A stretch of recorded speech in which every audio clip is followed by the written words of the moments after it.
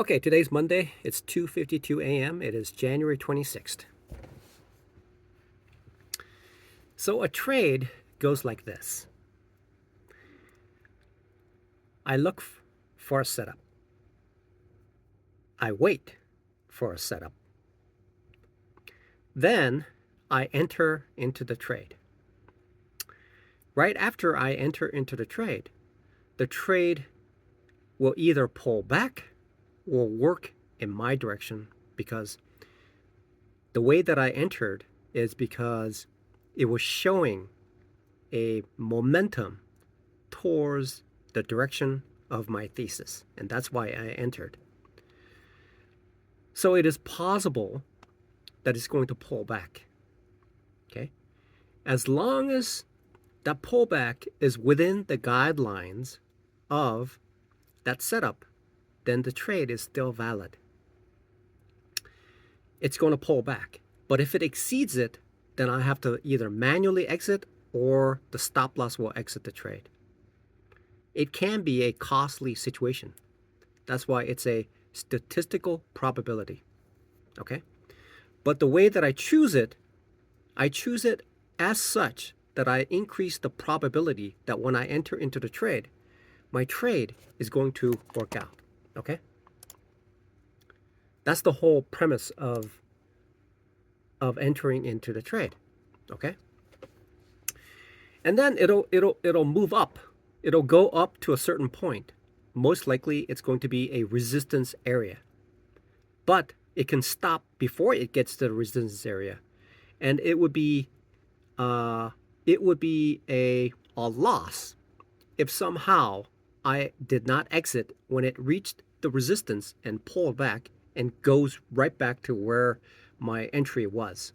And that would not be a good situation. Because in my mind, I'm thinking, okay, so I made this effort to enter into trade, but it goes up and came back, and so that just doesn't sound too good. So I heard about these people on like these prop firms who these like SMB Capital, and so what they do is they are so good at the way that they enter is that they essentially have zero drawdown when they enter into the trade. And so the perfection of a trade, essentially the perfect scenario is this. The perfect trading scenario is this, right? I see it. It's a pretty big size that I'm anticipating. I enter into it with a very big size. And immediately, without a single drawdown, it moves in my direction. And it doesn't stop either. If there is a pullback, it's still above where I bought it. And so there is still no drawdown. And then it eventually reaches the point where I defined it as a resistance area where my exit would be.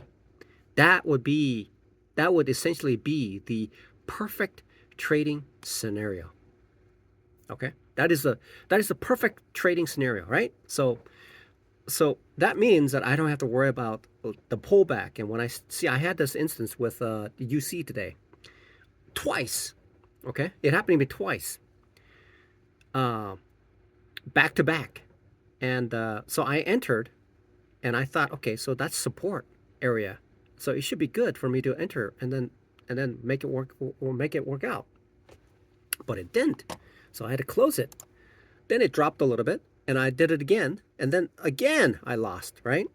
So I lost twice.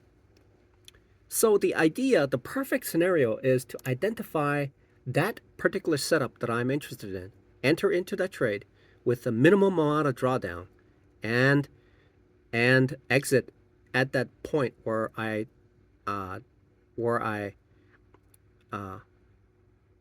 decided that resistance is going to be, without some other resistance in between there. So that would be the ideal scenario.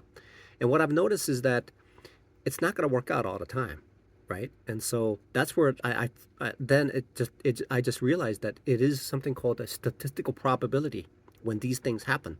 it falls under the criteria of a statistical probability. So when I make a trade, there's a high chance that it's going to work out, but there is also a chance that it's not going to work out. And so the loss is inherently part of that trading thing.